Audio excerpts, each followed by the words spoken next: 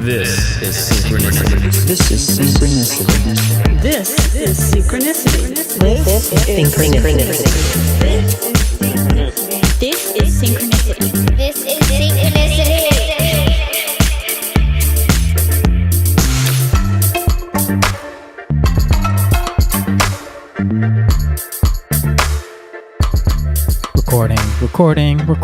Recording. All right. Welcome to episode 33 of Synchronicity. My guest today is my good friend, Miles Seiden. I'm going to get to I always do this, right? I guess if it's your first time, you don't know what I do, but I introduce the guest, I say who it is, and then I immediately talk and ramble about stuff that you probably don't care about for another good 10 to 15 minutes. But I will get to Miles and I'll explain who he is and why I think you're really going to love this episode in just a little bit. But first, going to get down to stuff that I've written down to remind myself to talk about. Congratulations to Christine in Woodland, California. FYI, and I've had a lot of book giveaway winners who live in California, like a high percentage relative to how many there have been. So I don't know what that's about. But Christine, you won Starhawks. It's already on the way. We've already spoken. But Starhawks, The Fifth Sacred Thing, which is a book Mikey Campman, last week's guest, recommended, is on its way to you. So enjoy that. Book giveaway this week. Wisdom Publications. You know Wisdom Publications? They do some amazing... They're really nice people. Kestrel, who is my contact there, who I've known for a few years, she is awesome. Wisdom Pubs in general is awesome. They're based in Massachusetts, I believe. Just put together some amazing offerings and publications. They're up there with Shambhala for me in terms of like a publishing house that I think really does awesome stuff. And they're a nonprofit, I think. So they have been kind enough, and they've offered, and I've accepted for them to send books directly to people from their catalog. So that is what I'm going to do this week. So this week, I'm going to be giving away a copy of Kindfulness, where I'm not, Wisdom Pubs is. So that's this week's book giveaway. If you have no idea what I'm talking about, every week I give away a book, and I do that if you join the Synchronicity Community, which you do by going to syncpodcast.com, SYNC podcast.com. You join the community there. It should be pretty straightforward. You're automatically entered forever in the book giveaway contest. So you have a chance forever to win every single week. Even if you tune out and don't even listen to the podcast, you're still entered and you're still winning. I have no way of knowing that, but I don't know. It's your prerogative. So yeah, that's the book giveaway stuff. I don't have a ton of stuff. Last week was like a 20-minute intro. This week is not a 20-minute intro, but I do want to follow up on the charity thing that we're going to be doing, right? I don't know if that's the right word for it, charity. I don't know. We'll come up with some better thing for that, or I'll try to. If you have an idea for what I should call this, let me know. But essentially, the idea is we're going to be raising money. When I say we, you, me, everyone who's part of the community in general, it's a community now. Isn't that fun? We're going to be raising money essentially for a cause. The cause we are in the process of determining. This week we're going to pick it. The way we're determining that is I've had a few people. Last week I said if there's a cause or there's something you think this should go to, let me know. I think it would be cool. I have a few things that I'm interested in, but if you guys have some suggestions, I think it would be cool to change it either on a month-to-month or quarter-by-quarter basis to send money to different organizations or people. And so thank you to the people who recommended charities this month. One was a suggestion that I actually had thought about, but it was nice to see it validated, which is the GoFundMe. Finding people on GoFundMe, either people we know or don't know, finding a cause and then sending it to that person. So if we want to do that, we can pick one, let's say this month, pick one if there's someone on GoFundMe, or if it's another charity.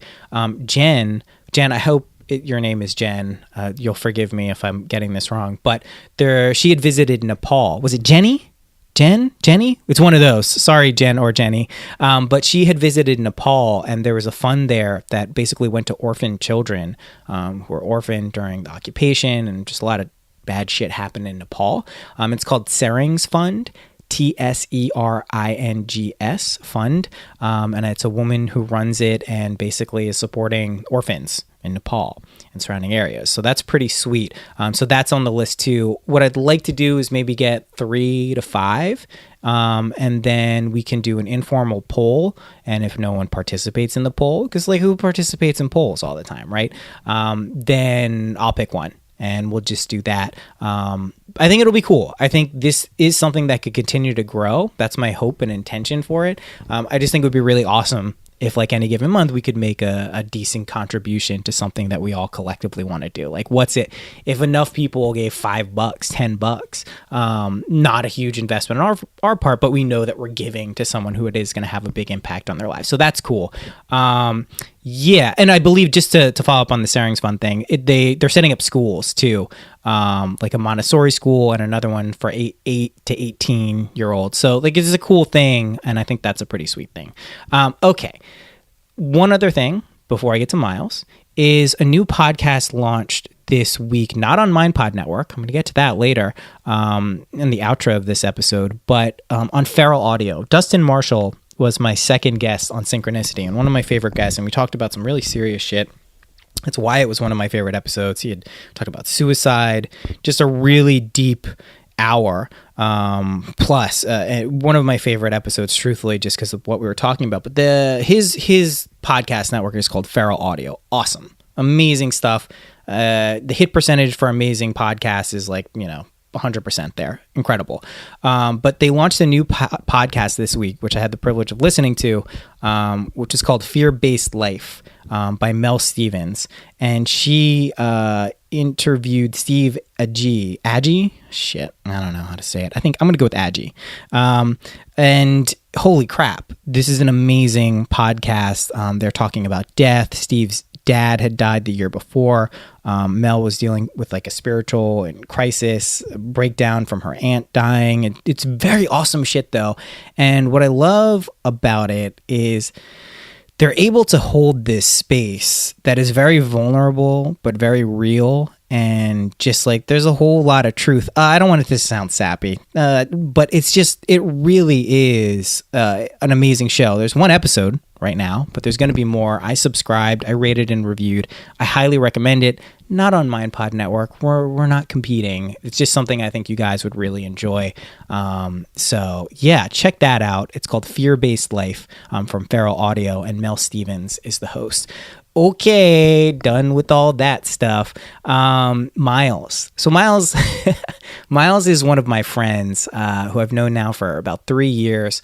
Really just like one of the smartest people I know, but also one of the kindest, like just a genuine, nice, just a guy you want to be around who's a good dude. There's no ulterior motive with Miles. He's just trying to help. He's trying to work through his own stuff. And you'll hear that in this episode. Like, it's a very transparent and honest episode. It's less of an interview. I'm not a great interviewer. I'm okay. I know this, and I know I've gotten some feedback on this too in the comments, and people have written into me. I talk a lot. I do listen, but I also talk a lot. So I give myself like a 6.3 out of 10 on the interviewing scale. This isn't really so much an interview as it is just us talking. So I'm trying to weave that in. That's part of the reason I like the in-person ones, which this wasn't. But since we were close friends before, it felt like that. But that's why I like the in-person ones so much. But you'll see this is a conversation, and we talk about, I think, some pretty cool shit. We talk about creativity and spirituality and how those things mix. Then we talk about, what the fuck is spirituality anyway? What does that really mean? Is there a better word for it? What are we all talking about when we say that? If we're saying it, how does it turn people off? We talk about specifically design principles based on spiritual concepts. So being very minimal in a lot of ways, not overwhelming, trying to find calm and space and peace, and how that actually manifests through design principles, which I think was pretty fucking cool. We talk about the guru stuff again, right? Guru, really fucking weird concept for a lot of people, also appropriated to mean, tech guru, marketing guru.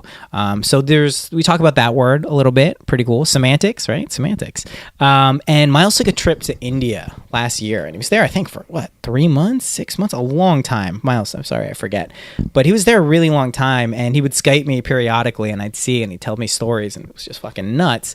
But, it's a crazy place. I've never been to India, but the people I know who have usually are like, yeah, that was definitely an experience, whether positive, negative, somewhere in between. There's usually an experience that happens. So we talk a little bit about his trip, and then just trying to like, what does all this shit mean? What are we doing this for? Why are we talking about these things? Is there a point to it?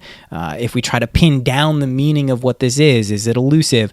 So we just kind of, go into what is a path, what are we trying to do, what has helped us, and also not taking things too seriously. I think that's a big thing that came out of this. So yeah, hopefully this wasn't that long, but here's the episode. I got nothing else to say. Oh no, rate and review. Oh, the donations thing. Thank you to the people who have been donating. Why did I say it like that? I said documentary last week. Donating? Yeah, there we go. Thank you to the people who have been donating to Synchronicity. That's awesome. I really wasn't expecting it. It does feel nice when people are like, hey, I like this, I'm going to donate. So thank you so much. You can do that by going to the website. I'm not going to harangue you about it, but if you want to, I totally love it. So without further ado, here is Miles Seiden.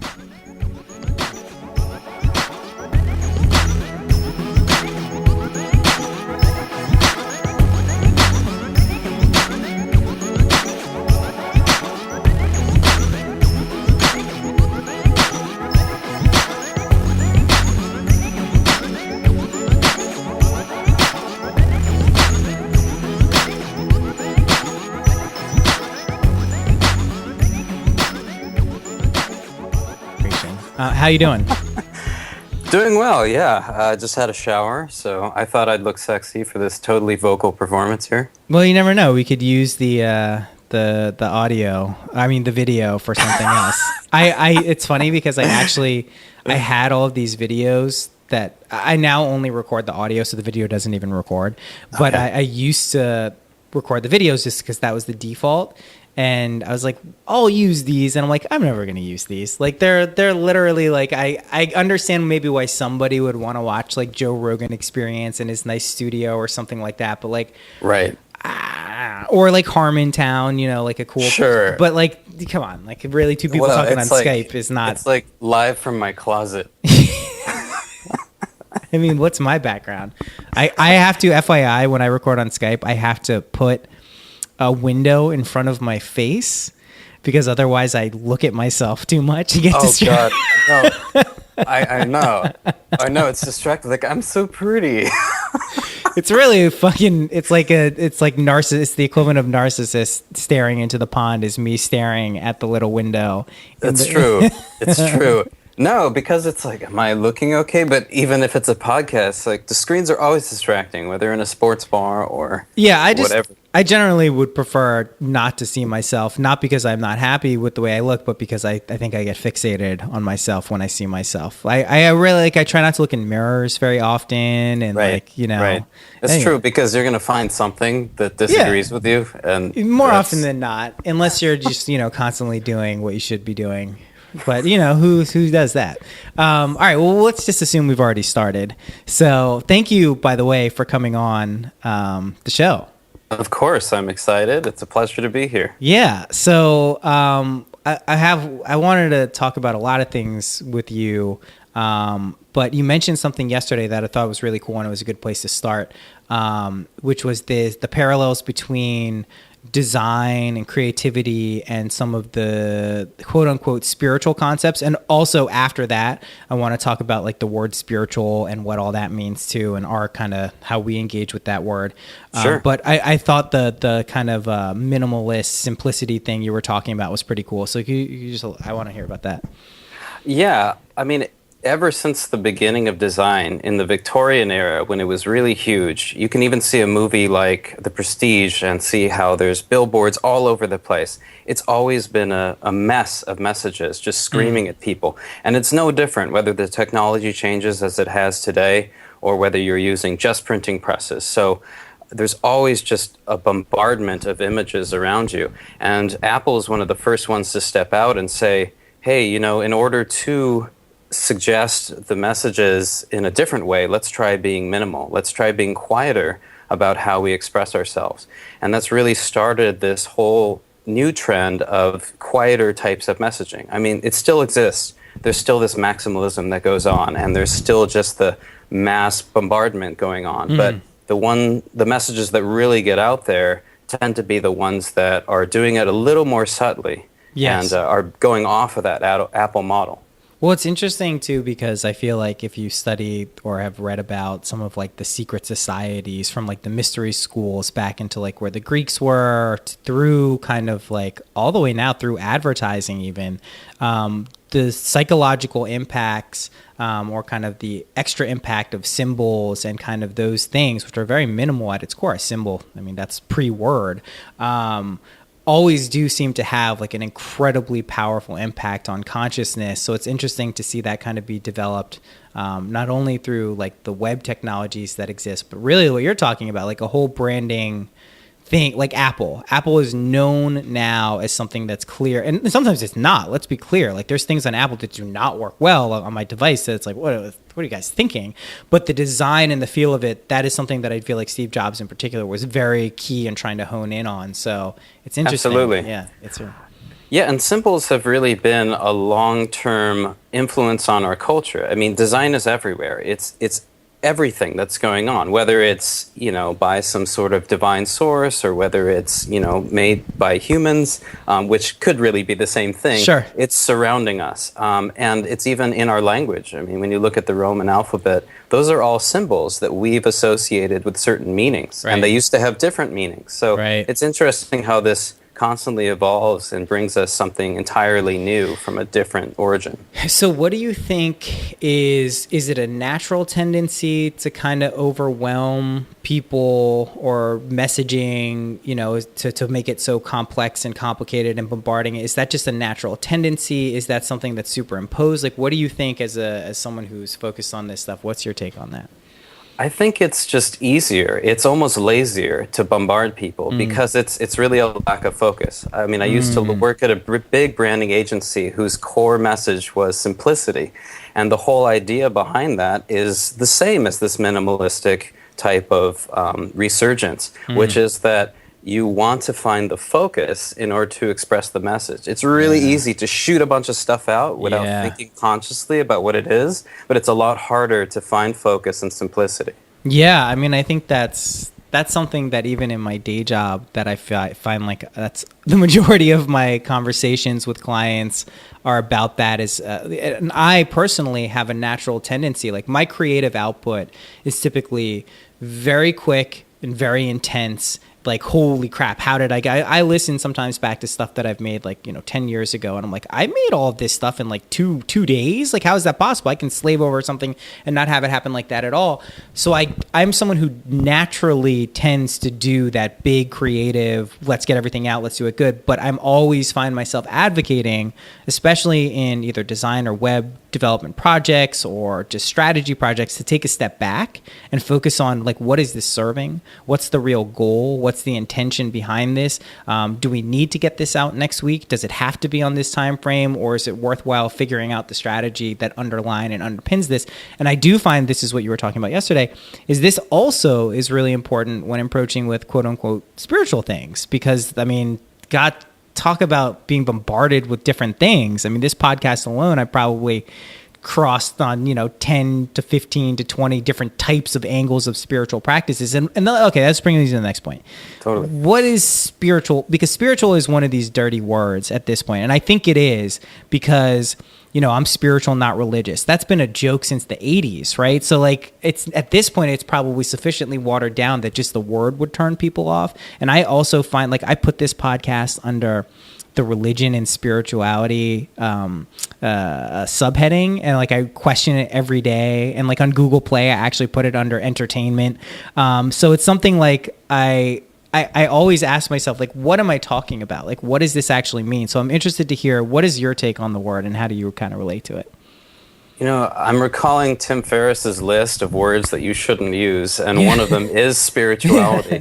And the problem with it is it's another way to define yourself. Whereas if you are following some sort of path of compassion and love and awareness, which people tend to associate with spirituality, you're already doing it, and it's just adding another label that actually confuses the message. Why not just be a good person? Why not just try to be compassionate and loving, and your practice is just a private thing? It's almost like a table stake for your life. Like, if we are beings of spirit, as I believe we are, right, that are incorporated into a form, well, then we're already acting out our spirituality, so to speak.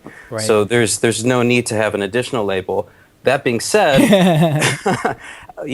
sometimes it's just more convenient to use a label like that. I almost wish we had another one to say. Another nominalization or label. Yeah. I also try to think about, another word I use to kind of differentiate from spirituality is sometimes like consciousness, exploration, things like that, because I think it touches on these concepts, at least in Buddhism, right? There's emptiness, and then there's bliss or compassion, and the merging of them too is a big teaching, especially in Tibetan Buddhism. And I wonder if sometimes we're not doing any better. We're probably not doing any better than these people from like 5,000-6,000 years ago in terms of like they really went in and explored this stuff on an inner level. And I wonder if some of returning to those words. But again, like think of the word like heart, right? Or, like this is the weirdest thing to me. There are people who have a negative connotation for the word compassion. That's fucking nuts, right? Like that's a really weird thing. Like even me, and I will cop to being like very judgy about certain things. Like I hear the word, I'm like, oh, like that, like grumbly about it. Sure. But compassion is to me even like weird that someone would find something wrong. But I read a whole article about like how that's a too mushy of a word and it turns people off. Yeah.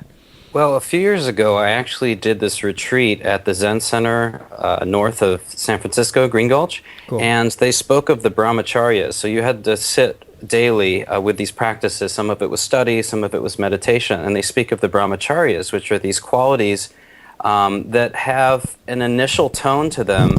For instance, compassion might be one, equanimity would be another, sure. But that they can easily veer into one thing or another. So, if you have too much compassion, it can almost veer into condescension, as an example. So what's interesting is, and this also ties back to branding as well, because when you try to define yourself, you have to be clear on your words and create these guardrails around them, because it can veer into those types of perceptions if you're not right on the money. It's really like taking the middle path between one extreme or another. Yeah, and trying to be kind of coherent in what you're trying to communicate. I mean, it's always a challenge because we're trying to use, especially when we start talking things about like, associated with mystery and things that are not directly knowable. How do you talk about them? It's like akin to the experience of when you do psychedelics. There's some stuff that you experience that no matter how you really want to communicate it, even the most skilled of us, like Terrence McKenna, can't really do. And then he even says like there's no, I'd like to tell you all about it, but there's no words for it. So I think it's one of those things that, ultimately though, to make this less esoteric and less kind of like out there, I do think though that there are a certain set of qualities and like-minded kind of interests of whatever we're defining as spiritual in this context, like being a good person, helping other people, helping yourself, trying to be more engaged, more aware. I do think that's like very important stuff to talk about. So we do have to find the words. I also think that's kind of what this podcast is. This is why I bring people on. But I am always interested in, and I especially would like to hear more about, like what does spiritual mean for you? What are things that are associated?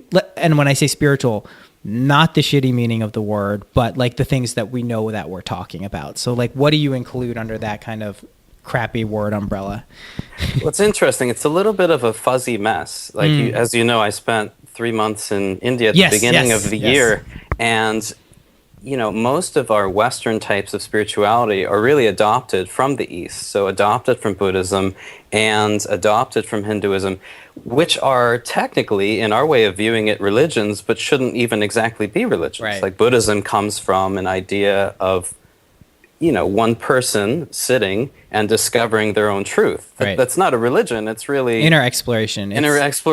Yeah. So, that's one thing that really is inherent to all forms of spirituality. And all of the ritual on top of it is interesting, but that tends to be more of a cultural application than anything. And that's where it starts veering into religion. So I'd say the spirituality for me is really the internal practices, as you put it, or something like that. We just said 5 seconds ago. Yeah. But it's really the internal practices. What is your practice?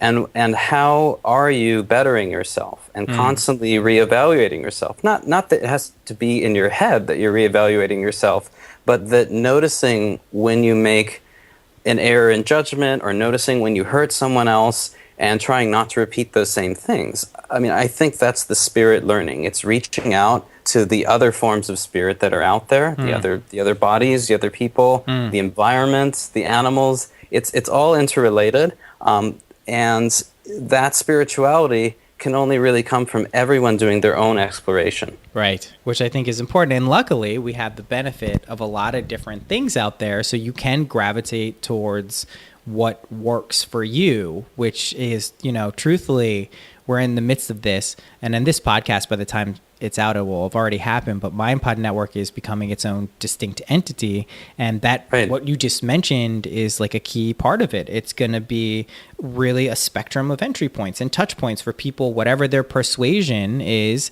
or at any given time. Like sometimes I'm into very different things than I was 2-3 years ago. Like that's just a fact. But being able to engage and hear people talk about a lot of these different things in a way that makes sense for them is really important. Okay, I want to go back though. Tell me more about. I mean, we've had conversations, obviously, but tell me more about your trip to India and kind of what led to you going there this most recent time, and just kind of some of your experiences, because you did some cool stuff. So yeah, delve into that a lot. It's probably a longer trajectory than just a trip. And I have to state here that it certainly wasn't a vacation, because when you go for an extended period of time, and 3 months for India actually feels short in some ways, and yet while you're there, it can feel like years. It's this kind of funky place where anything really happens. Some things are magical. You have the extremes of beauty and poverty that are happening at the same time. But the trajectory probably goes much further back, which is really, it was trying to discover my own freedom. And this really was meant to be an experiment in how can you work using maybe new methods of thinking. For instance, not necessarily going into an office every day, but how can you do the things that you want to do in your life? Like, everyone wants to travel probably, or most people want to travel. They want to experience new things.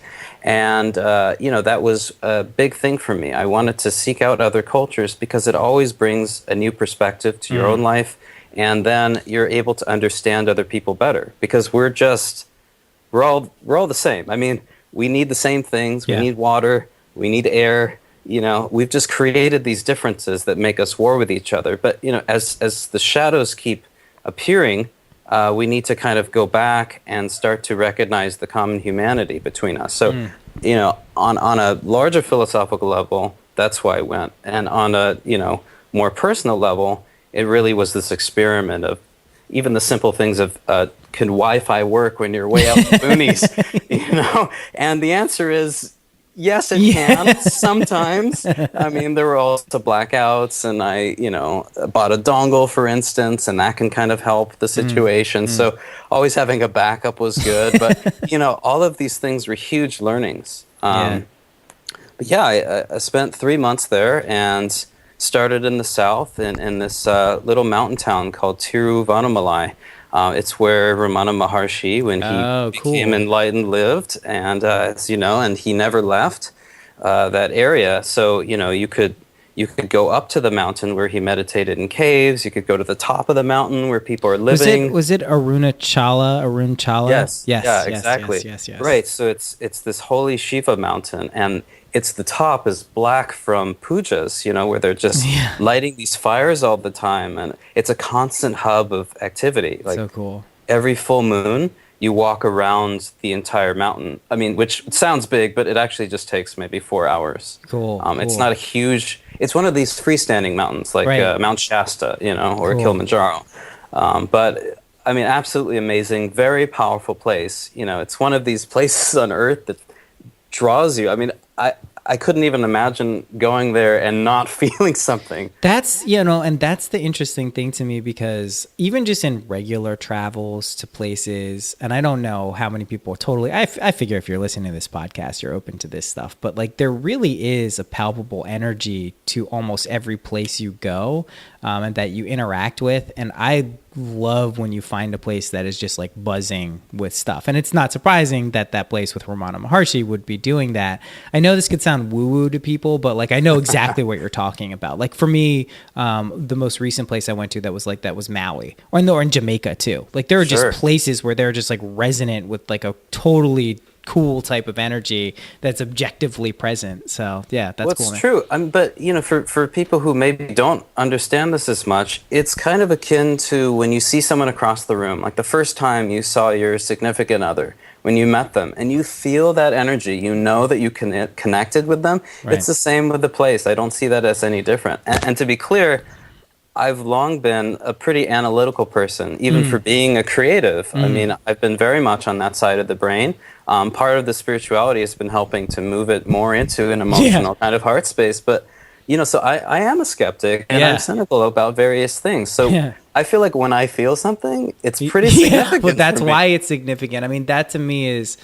I also, and a lot of people who know me are probably scoffing at this, but I also consider myself a skeptic in a lot of ways, which is a tough thing to process, knowing how many things I actually believe in. But I really do, like, I try to maintain that healthy level of skepticism and not just going with like only a gut feeling or only this, because there really is, it's more valuable when it's a directly validated experience. It's not like everything is magic all of the time. Well, maybe it is, but maybe you're not. Maybe in India. Yeah, exactly. Or like, listen, I've had periods of my life that coincided with psychedelic use that, were very, very magical and I think objectively they were. I mean, maybe also subjectively, but I do think that it does validate when you do have those experiences independent of anything else you're doing psychedelic wise or otherwise. I really do think it imbues it with more kind of I don't know if power is the right word, but it makes you, it's a thing that hooks you in a more way that can start in my experience developing into an aspect of faith that isn't like a woo-woo faith, that isn't just like a leap of faith, but it's actually like I am now cultivating something that really allows me to believe in this in a way that helps me. Well, I think it's actually smart to have a healthy skepticism because when you're seeking, as many people are, but especially in these so-called spiritual circles, you are vulnerable. And it's not the best practice to necessarily just completely believe in something. I mean, it's good to kind of sit with it for a while. Like I've bounced around a ton. I bounce around to different schools of yoga. I bounced around to different types of meditation. And ultimately, I think the practice is personalized. You have to find what works for you. But when a red flag goes off and tells you, ooh, a little cultish, now it may not even necessarily be a cult, but it may just not resonate with you. That's right. Which is, the same with this idea of a guru that we've been talking about, that's right? The other thing I wanted to talk about. Yeah. I mean, that's another word and another thing. I think when most people hear the word guru, and not most people listening to this podcast, but most people independent of that, they think of, some Indian guy or some Asian guy, either training someone in martial arts or making them sit down and meditate on top of a mountain. Like that's the generalized, conceptualized way of doing it, where the actual concept, and I'm not even going to try to say that I know exactly how the concept is meant in like the ancient way, but what it really is a teacher who's more than just someone who's telling you what's going on, but is showing you a direct path towards your own truth, which is that you are the guru too. You are God yourself. You are God guru equals self. It's all the same thing, which was Ramana Maharshi's thing. That was Ramana Maharshi, right? So, I think, and that's a very difficult concept and so incredibly easily manipulated by anyone who can speak the language, right? This is just to draw a quick little parallel here is do you know about NLP, neuro-linguistic programming? Not really, I've heard of it, but it's something that was very big, and I had heard about it a little before this whole pickup artist movement, but pickup artists used to use it. It's basically like a psychological way to kind of coerce people into doing things, and it's basically like there's something where you mimic rapport. Like if someone is leaning in, you lean in. If someone is talking like like this, you talk like this. And it's like, God help the people who have to remember to do this shit in conversations instead of just being like a normal person. But it's the guru stuff is very easily co-opted in the sense that if you can speak the language and play the part, you can pass yourself off as a guru. And Did you ever see that movie Kumare? I didn't, but I heard about it. Amazing. I heard it's this- amazing. Yeah. Well, for listeners, this documentary where an Indian guy actually, he looks like anyone in fitting into society with short hair and all that. He grows his hair out, he grows a long beard, he puts on a type of dress, he affects a certain attitude, and he amasses a following. And it's pretty amazing, the whole journey. It's definitely a recommended thing, but absolutely. But here's the funny thing. One of the lessons from that film, without giving anything away, is that people still will take something valuable from a guru type figure. Right. Because when you're looking for something, and there were good answers that he gave. I'm sure he studied some, scriptures and things like that to prepare for his role. But, ultimately, any type of person, even if they're a false guru, could be giving you something valuable. Almost, it's just that, they likely are. That's the truth. There's always a teaching in even a horribly shitty situation. It's there. It's there always, right? It is there, but maybe it's that it stops at a certain level. Just like if you learn from a true master, you're going to get a little bit higher on your path than if you learn from someone who's just teaching you the basics. Right, and that applies just not even in a spiritual or inner development sense, but just for anything, like using instruments as a good teacher. This is a conversation, Lama Soma brought this up as an analogy. She was like, you'd want to learn from a piano teacher who knew what they were doing and knew the foundational elements and start there before just like delving in and, picking a little bit from here from someone who learned this and that. And I think that definitely applies to the guru stuff. I think it's especially another thing that helps me keep the guru stuff in perspective is Carl Jung made a very astute point when he was studying. He traveled to a lot of different places, and he made the astute observation that I'm still a Westerner experiencing these things as a Westerner. I can't ever really know what it's like to be in this mindset. Like I can approach it, I can maybe stay with it a little bit, but I'm still engaging with it from my perspective. Right. And I notice a lot with the all of the movements that have kind of sprouted up, especially over the past 20, 30 years, dating back to the 60s, is there's a lot of exoticizing to the point where it's like, what exactly are you doing this for? Like, where is the line? Like, everyone can get something helpful from something that's meant to be helpful, but it seems to me like, there's the people who want to go and put on all the beads and get all that stuff and get all these things. And it's like, I myself have worn beads at times. I like to think that I never wore them because I was trying to show people that I was wearing beads or I always wanted to play the role. To me, it usually did attach some significance. So I don't want to kind of shit on people who that's their thing at all. Like, I mean that. Like, if you really have a reason for doing these things, regardless of whether you're exoticizing it, that's valuable. But there is this other element that is kind of like a outside of self thing to connect to that I think people gravitate to. And I think it's very tied in with the guru thing. And it's also, there's something appealing and unappealing, depending on who you are, of putting your trust in someone who's not you, who's a person or who was a person. That's a big it's thing. true. I mean, that's up to you to evaluate. So as you said before, if God, guru, and self are one, that means that the guru is also inside you. So the point is, you look at that message. I mean, to me, and especially, what's coming from some of Ram Dass's teachings, for instance, is that the guru is meant to be a reflection of yourself. He always said that the guru is a nobody, not actually a somebody. The only reason that they're considered a somebody is because they have a following, and in our traditional society, especially in the West, we kind of celebritize people, if I can change a noun into a verb, as people do. You can. That's what we do. We put them on a pedestal, and really, they're only on a short pedestal. They've worked at it. They've become enlightened maybe spontaneously, but they're there to serve. That's their whole role. And the way that we've co-opted it in the West is that we've brought the idea of a guru into someone that is an expert at something. Right. It's really supposed to be, it's almost like your own teacher, a reflection of yourself, but not necessarily someone who's, a design guru, a podcast guru, a lawyer guru. I mean, we've just changed it. But that's what we do in the West. We've done the same thing with yoga, which is totally fine. I mean, I love a good exercise yoga class. I think that there's nothing wrong with that. But it's good to know the history. It's good to know that yoga came from another culture, that part of that is another culture. It's it's devotional, It's like Christopher Columbus coming to the Americas and being like, these are Indians, and they're like, no, what? We're like, I guess yeah, you're Indians now. That's what you're gonna be. So, and there's still a baseball team, the Indians. So, you know what I mean? It's a picture of Chief Wahoo. I think they got rid of him. They got rid of him this year, but there was the long-standing mascot of the Cleveland Indians. Right. Was a guy named Chief Wahoo, like a cartoonish. I remember what it looks like. I didn't know. Yeah, that was his name. In case it wasn't offensive enough, they named him Chief Wahoo. So, exactly. Yeah.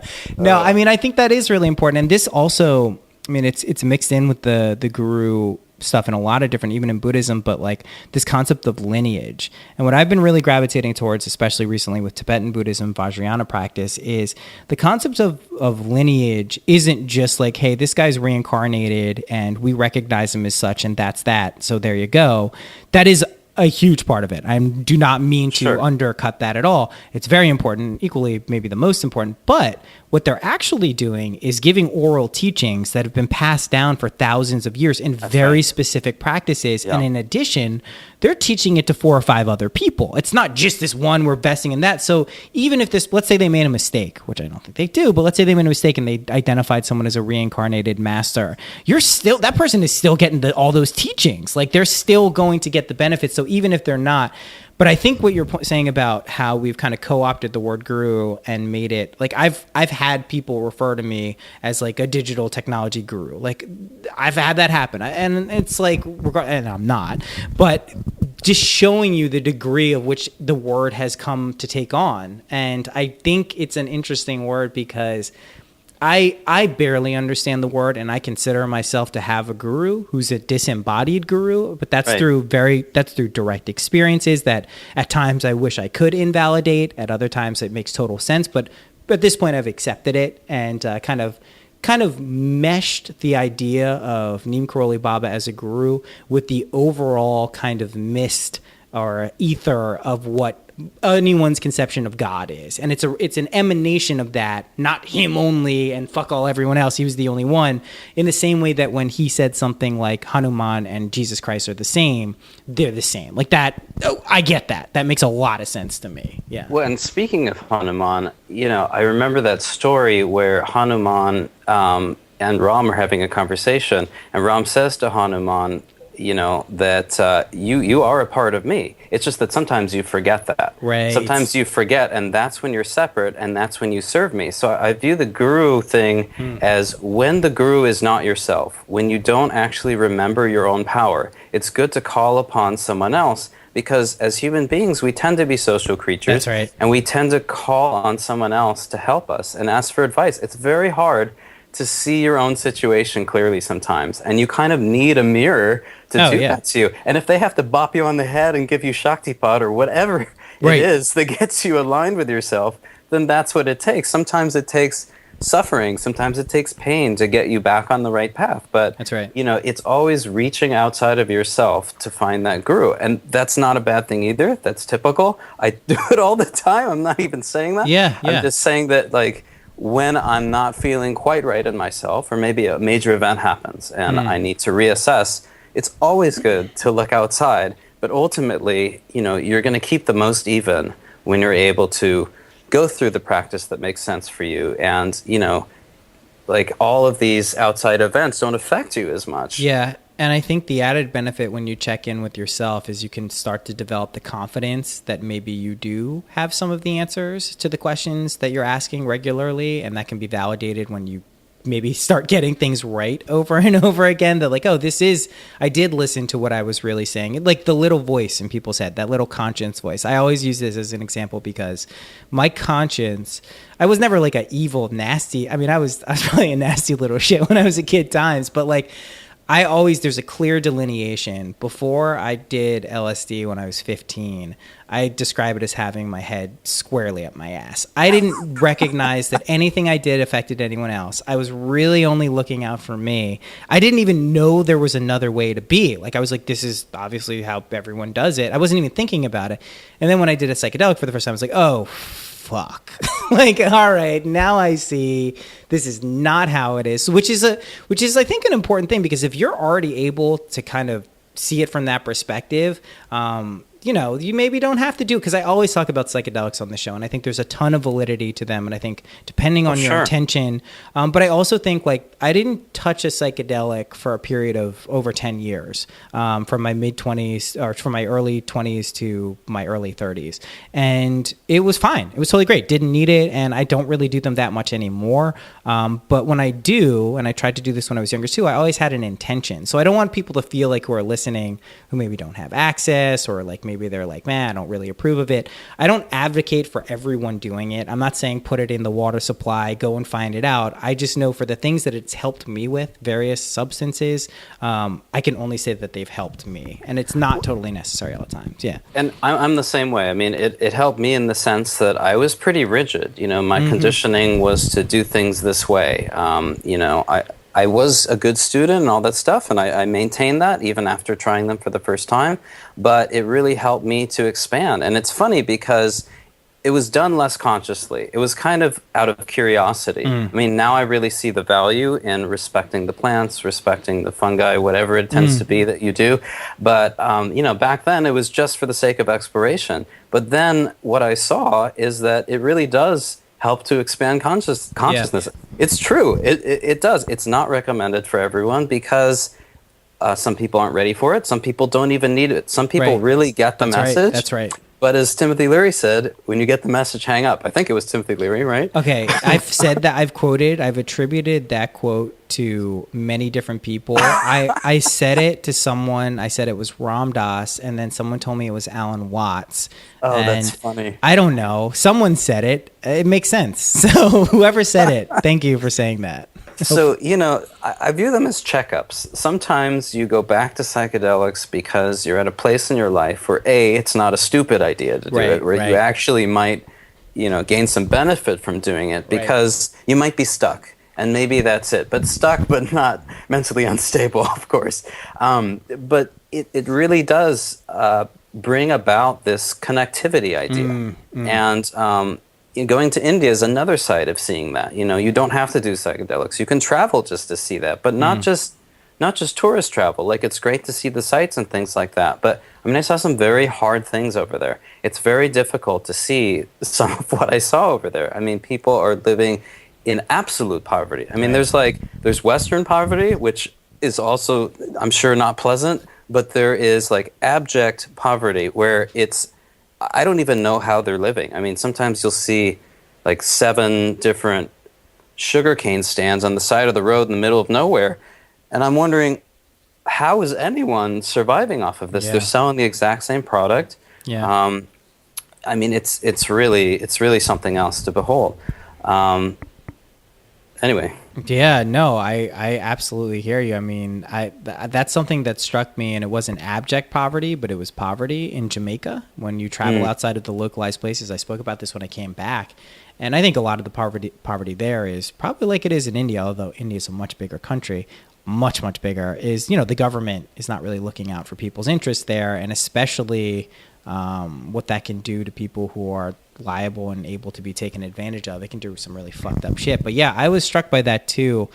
That's another thing that really, you're talking about 2 concepts that I want to touch on. I guess we'll start here with the impact. Actually, no, let's go. I want to go to the thing you mentioned where the interconnectedness with the psychedelics. And thank you for that, because I had actually lost my train of thought there, but I was trying to bring it back around. That happens. The fact that you see the interconnectivity. Well, it's good. I brought it back for you, so we're good. You'd be surprised. Like, seemingly, I always know what I'm talking about and can stay on track. And I think it's just years of smoking marijuana has allowed me to like recap like basically account for short-term memory loss at times, so I can always just kind of find it. It's like, oh, there it was. Yeah, but the interconnectedness, I think, is very important because I think it's on a broader theme of exploring the concept of community. And when you realize everything is interconnected, then you realize that kind of everything is your community. But I think that's one of the things that can be an antidote and weirdly also a poison in the pursuit of inner development for the betterment of yourself and for everyone else, all sentient beings, is this aspect of community. Really linking with like-minded people. I mean, even in difficult situations, being able to talk to people who are maybe going through something similar or had gone something or just there to listen. Those are the things that, at least in my particular path on life, have been equally, if not more valuable than all of the reading I've done, than all of the meditating I've done, than all of the study, all of the, it's having the conversations. That's why I do this podcast. I think the things that organically emerge from a conversation that can be shared with a community is tremendously valuable. I only know that because that's happened to me. I've listened to podcasts. I've listened to radio shows. I've watched things. I'm like, wow, I really get what these people are communicating. So I think that's a really, really important concept.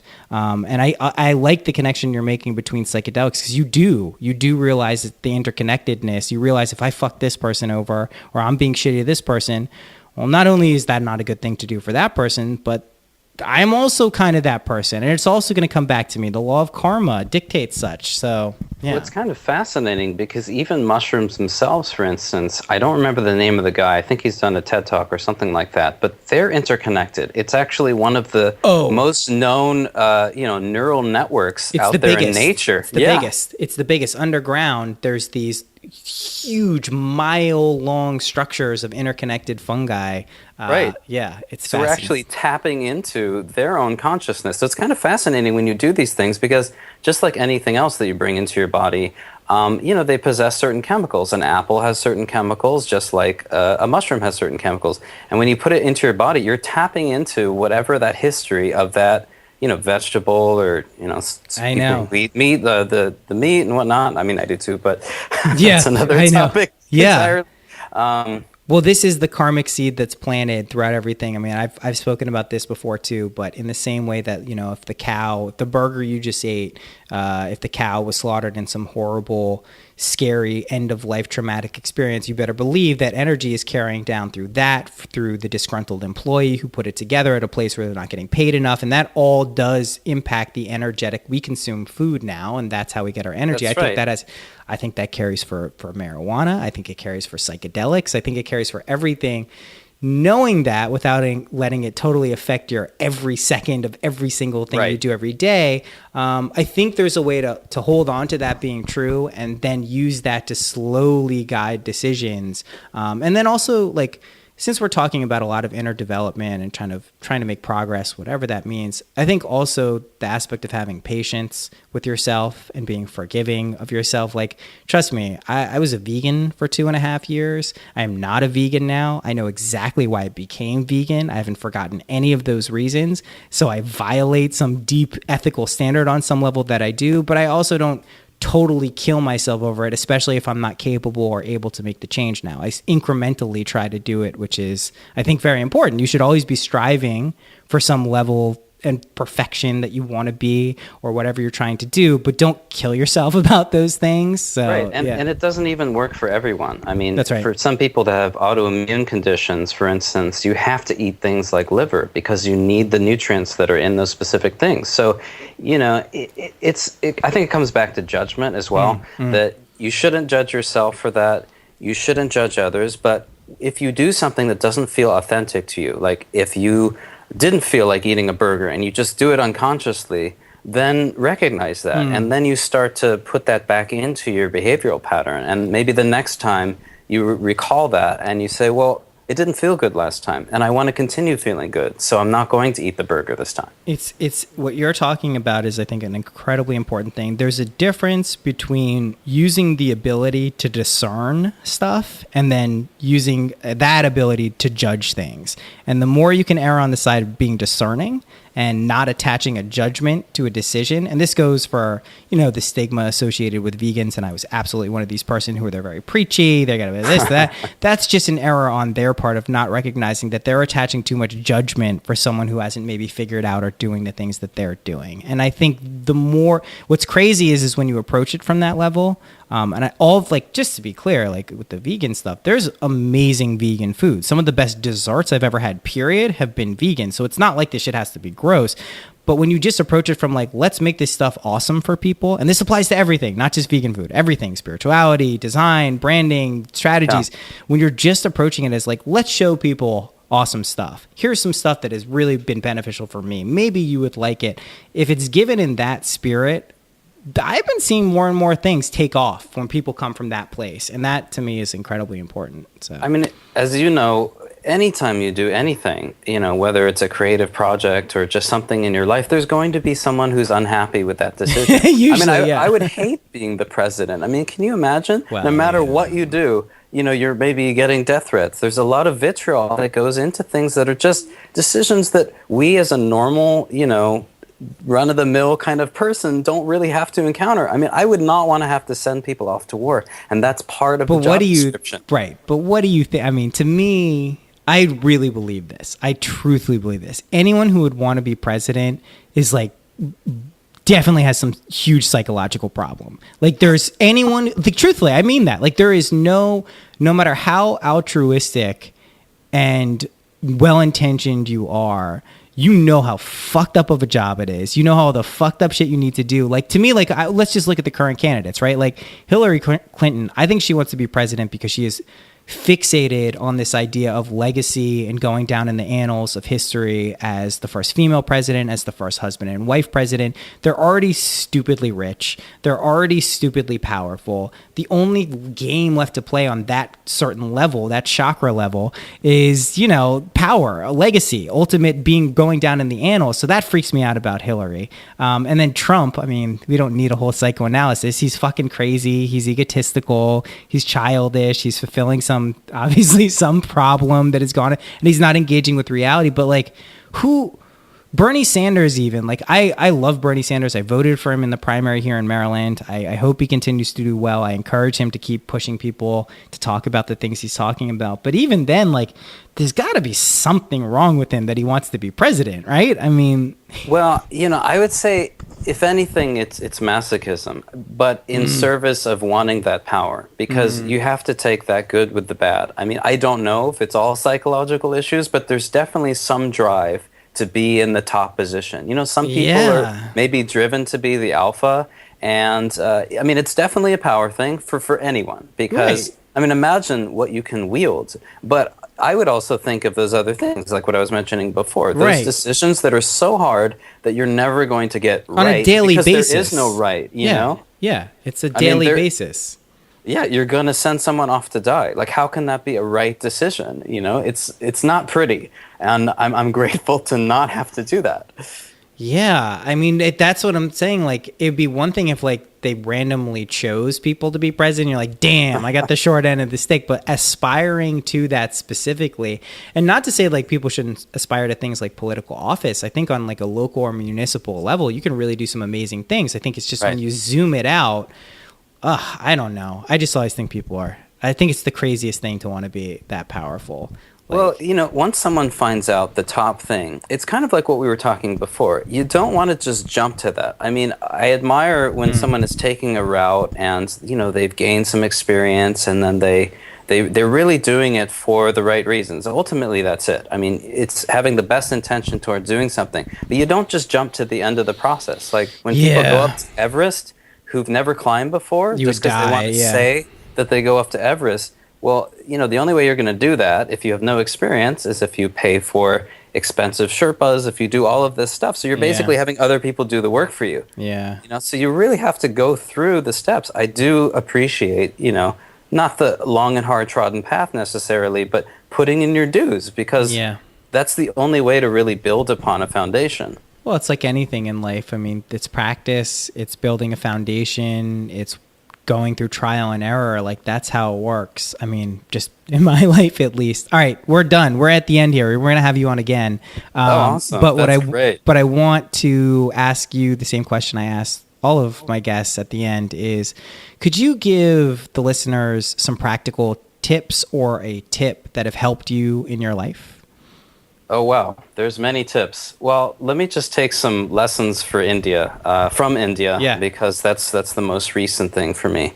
But, you should experiment. You should take chances. You should go out there and, take the risk, because ultimately that's where you get the reward.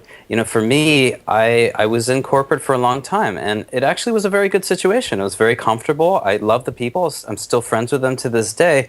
But, I wasn't as interested in working for the types of clients, for instance. Right. So, before I realized that I needed to take a risk and jump to something else that was maybe a little less stable than a corporate job, I did it. And, it's what's brought me to this way of thinking that, I'd like to be free, I'd like to be traveling, and I'd like to serve other people's interests through creative vision. It's only through having broken this pattern of, I need to latch on to this thing to be comfortable, that works. So, that's a big takeaway. And some of that I learned through all of the mistakes I made in India. Like, how do you travel? How do you make sure that you balance your exploration with delivering on the work? And when the Wi-Fi goes down, how do you have a backup? And, it's always like, you kind of do need these plan Bs in life as well. So even when you take the risk, it's probably a good idea to have some other thing in mind just in case that doesn't work. Totally. Like go with it and be open to it, but at the same time have a backup. I was gonna say, like, I am the type of person who naturally, like most people, gravitate towards comfortable situations, but I have noticed whenever I do kind of push myself past my comfort level or take risks, I do get the things that ultimately are very gratifying and fulfilling tend to happen. But I'm also the type of person who is constantly plan Bing and seeing and D'ing and Eing. And it's not like I don't think the thing I'm working on, that main thing isn't going to work. It's just, if I'm able to come up with other ideas or things that are going to work, like what's the harm in doing that? And shit happens. So, exactly. I don't think anything is particularly stable. Even the things that seem the most stable, it's only your psychological perception of it being stable. So, it's great to try to establish some form of grounding or stability, but you also have to recognize that there is impermanence. So it may not be here tomorrow. These are great. Awesome. Thanks. Miles, thank you so much for coming on. This has been awesome. Thanks, Noah. This has been awesome for me too. Yeah, so. cool. All right. All right.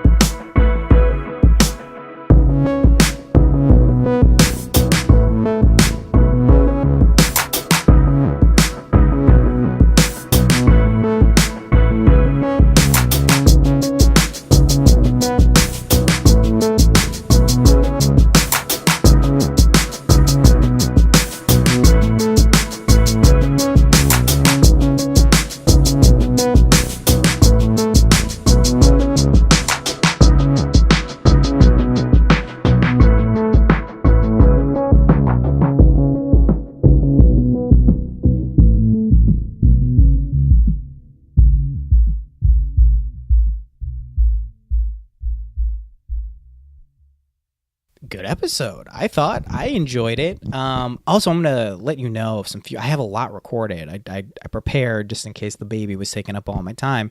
Not taking up all my time, taking up all of my wife's time, but not taking up all of my time.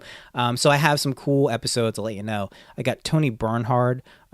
She is fucking awesome. You're gonna love that episode, dealing with like chronic pain. Oh, just such a great person. I got Alan St. Pierre, the executive director of NORML, the National Organization for Reformation of Marijuana Laws. That's awesome. I have Stephen Campman, Mikey Campman's dad. We talk about Carl Jung and dreams in particular. So that's a really good one too.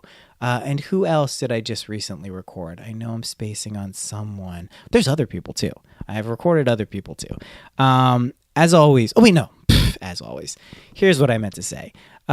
This week, Sean Dunn is officially going to be announced on MindPod Network. You may remember Sean from episode 18. He's a documentary filmmaker, one of my favorite filmmakers, period. Just check out his films, veryape.tv, veryape.tv. All his movies are free, which is nuts. He could be charging money for these things for sure, but he doesn't because that's the type of guy he is. He has the podcast, The Very Ape Podcast, and that's coming out. I mean, it's out on MindPod Network now, but we're going to announce him. We're also going to be announcing some other people coming up. I mentioned Yoshino, Michael Donovan. I'm in some discussions with other people to have them come onto the network. So yeah, stay tuned for that. You know, there will be announcements coming from mindpodnetwork.com if you want to see that. Get those in your email inbox if that's something you're into. Try to make them useful. But thank you so much for listening. Rate and review on iTunes. When I say that, I feel like it's just white noise washing over your ears. Rate and review on iTunes. Rate and review on iTunes. But like, if you could go to the computer, I think you pretty much have to do it on the computer. It's not easy to do on the phone.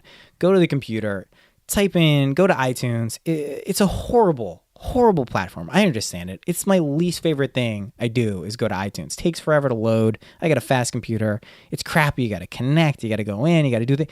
But if you could do that, that would be awesome. Those reviews and ratings definitely help me. More people hear about the show, which is great, which I like. Maybe it's just to feed my ego, but it's not. If you like the show, I rate and review on iTunes shows I like. So if you're into that type of thing, I would love it if you did that. That's it. And that's all I got. Without further ado. No, this isn't a beginning. Adieu. This is it. Bye-bye.